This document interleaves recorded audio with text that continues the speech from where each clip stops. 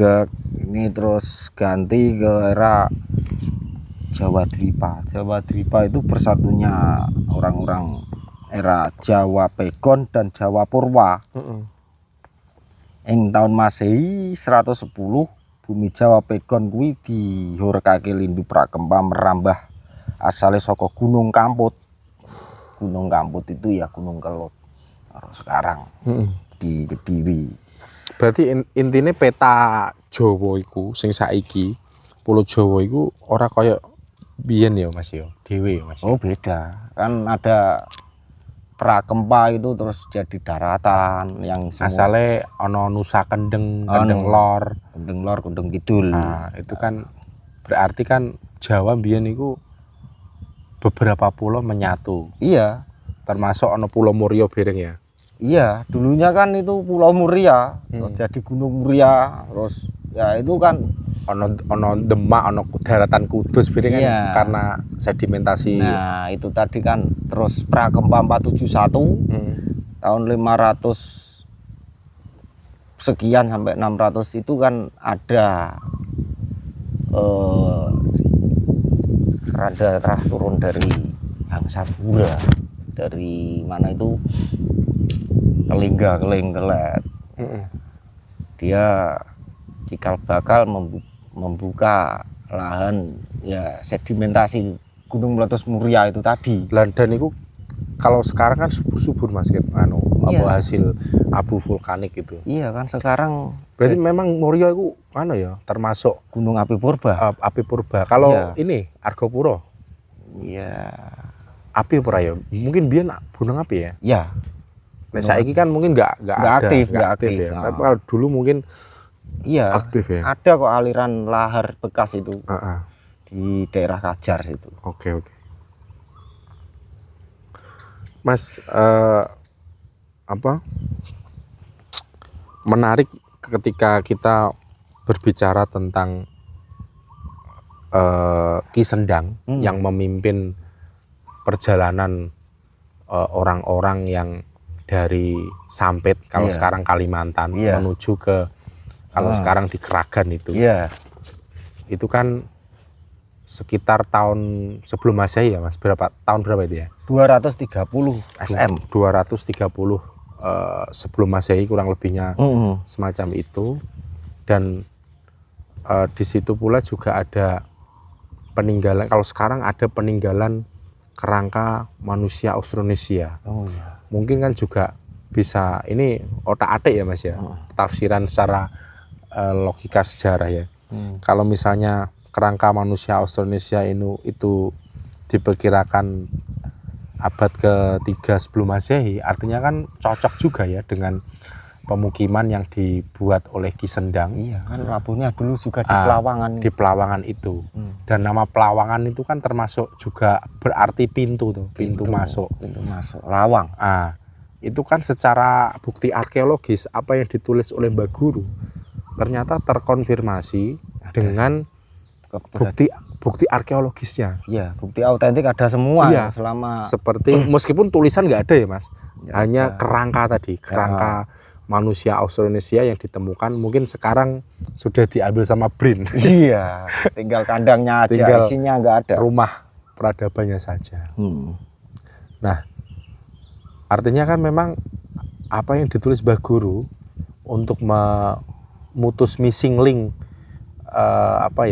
karya-karya yang sudah dibuat oleh leluhur itu ternyata ya nyambung gitu. Nyambung semua, ada semua. Nyambung dan ada semua. Semacam itu. Jadi begini Mas, saya itu mengenal sejarah itu semenjak 2012. Kala itu saya itu ya sama teman-teman lah dapat itu rujukan yang namanya CSL. Sama kawitannya Jawulan Mongkano. Setelah saya membaca, lalu saya turun ke lapangan riset, napak tilas. Dari situ saya juga menemukan semua. Iya, dari buku itu ternyata terbukti semua. Misalnya apa Mas? Misalnya ini ya Mas, saya itu penasaran sama Bukit Tapaan, cari-cari ke penduduk sekitar. tanya-tanya kita panti sebelah mana. Oh di sini mas, ini. Nah kok kuncinan. Kemudian saya tanya ke sama istilahnya wong ngarit ini. Ku ono juru kunci ngede. Iya. Namanya beliau itu Mbah Karsit. Mbah Karsit. Lalu saya kula nuwun pinjam kunci Mbah ini dari komunitas sejarah mau Tilas. Nah di situ saya buka pintu, saya buka. Loh, kok ada semua.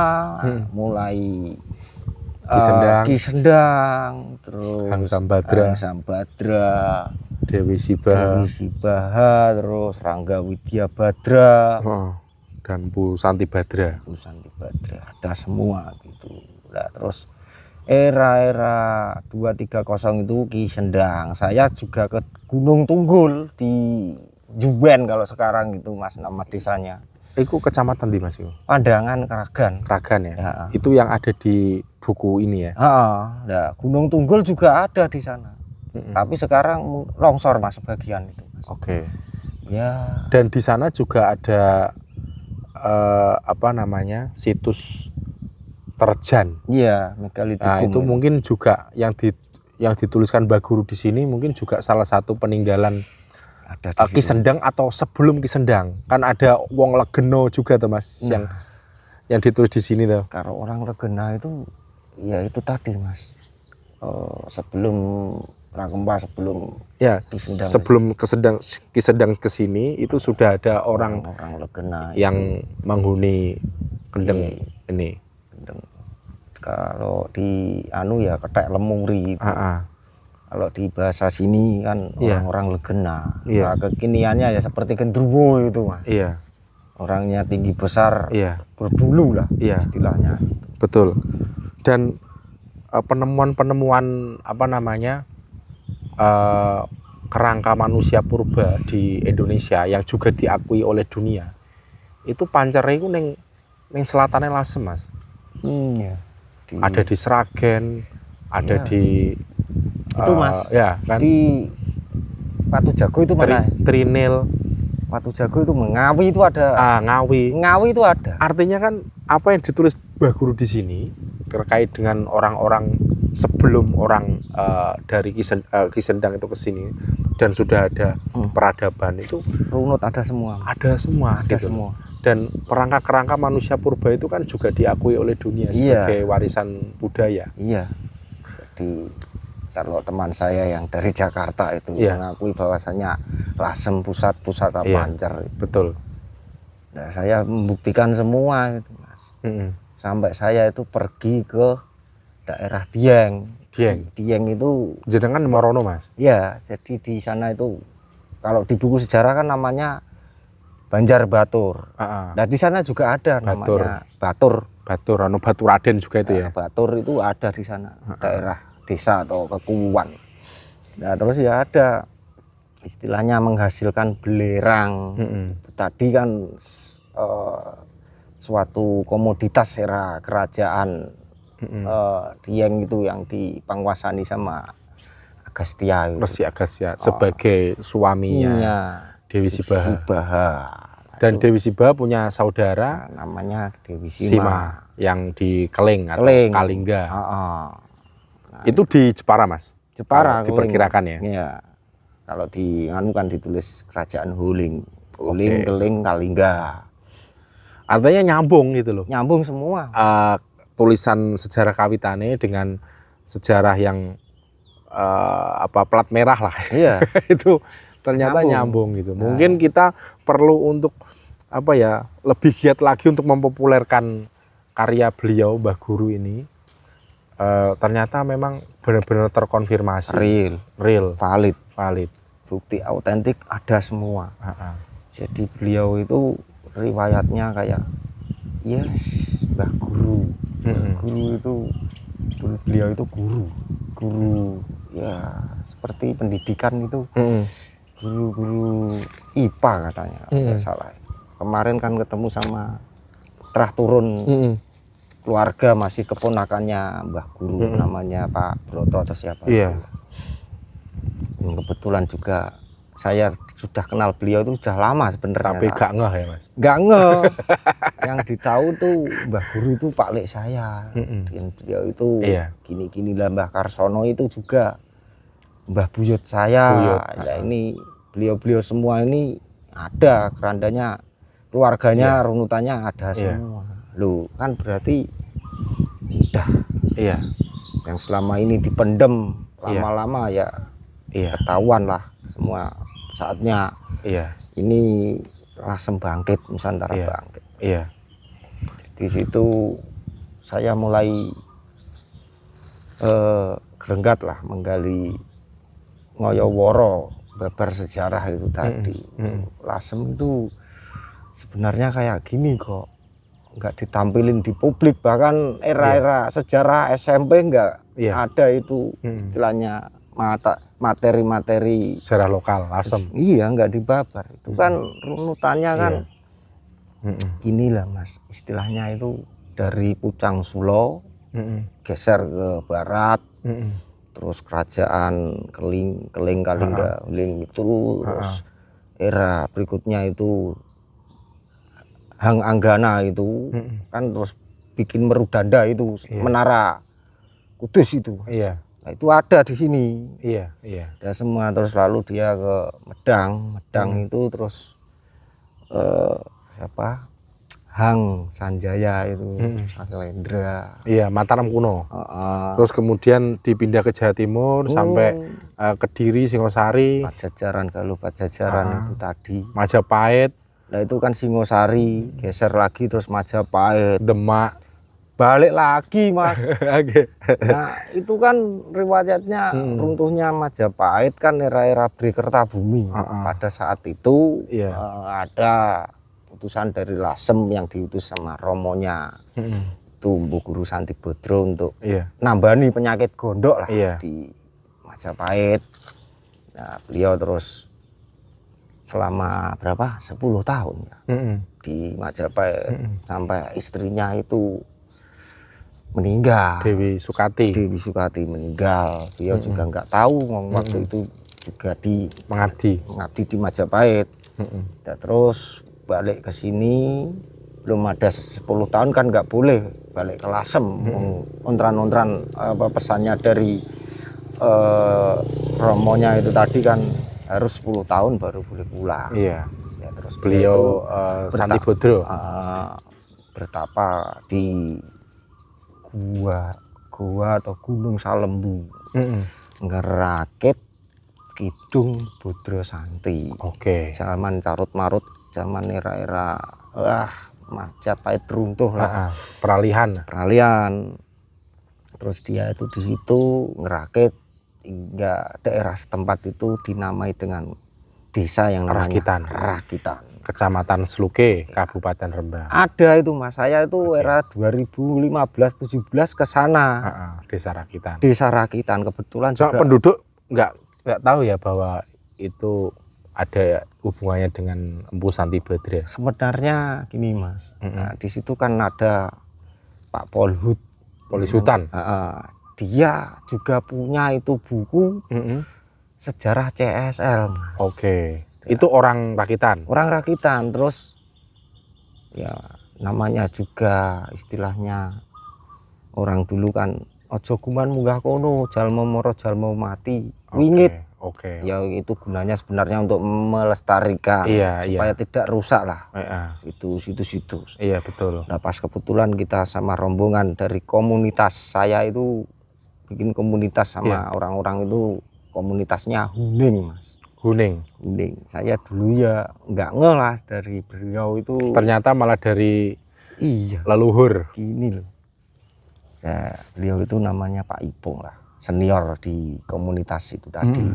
Ini dibikinkan nama apa? Ini Huning. Ya nggak tahu dulu itu Huning itu. Terus memperdalam CSL sampai tahu buku kawitane Jawa lan wong Kanung. Huning itu suatu ajaran kala itu. Orang-orang Kanung mundi bekti yang namanya ajarannya Huning.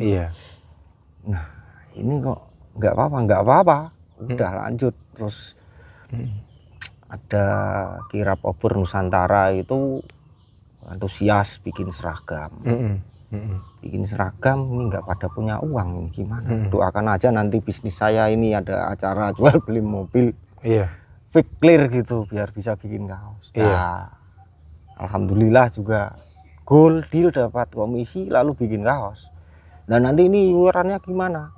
Ya udah suka-suka, mau nyicil mau akuntan monggo kerso. Wong saya sudah istilahnya punya kerentek kayak begitu. Dan ini doa-doa kalian ini deal ini. Nah, kamu kan uang kamu habis, masih sisa ini, tenang aja. Kalau untuk itu proses untuk mendirikan komunitas Huning itu tadi. Perjalanan spiritual, Mas. Jadi kalau itu nama Huning gitu, aku juga dulunya belum ngeh itu. Terus bawahnya itu ada tulisannya Kanung Kawitan. Itu, ini Kanung Kawitan Mas, ya nanti kan kamu tahu sendiri. Kanung Kawitan. Berarti kalau Kawitan wong Kanung ya era-era Ki Sendang itu tadi. Mas. Itu udah ada. Jadi Huning itu era-era Ki Sendang. Dilanjutin era Hang Sambadra, dilanjutin era Sibaha, Sima, lalu lanjutin lagi era Rangga Widyabadra dan eranya Santi Bodro. Jadi mereka beliau-beliau ini mundi bekti ajaran Huning. Itu maka di Abulayan tertera kubur punden leluhur Kanung Argosoko. Gitu. Nah, Mas Ilham ini kan sedikit banyak juga pernah bersinggungan dengan orang luar Lasem, yang tentu memberikan tambahan semangat. Itu bisa diceritakan, Mas, beliau-beliau yang ternyata bukan orang Lasem saja, itu ternyata sangat menghormati dan sangat antusias terhadap Lasem yang luar biasa yang dibuka oleh karya-karya beliau, Mbah Guru, Mbah Panji Hamzah, Bu Santi Bodro. Itu jenengan bisa menceritakan antusiasme orang-orang yang mungkin secara kependudukan bukan orang Lasem. Ya begini, awal mula kita ketemu sama mereka itu juga bukan karena kebetulan sih. Jadi kita itu ada pas era itu era gembal-gembalkan sejarah lah. Kok ada yang membabar masalah era Ki Sendang, era Hang Sambadra, Cangsulo, Rangga Widyabadra. Loh, kok ini kok bedanya gini loh. Punden yang aku pelajari Kawitan Jawa lan wong Kanung itu punden atau istilahnya pusara punjer itu adanya di Tapaan.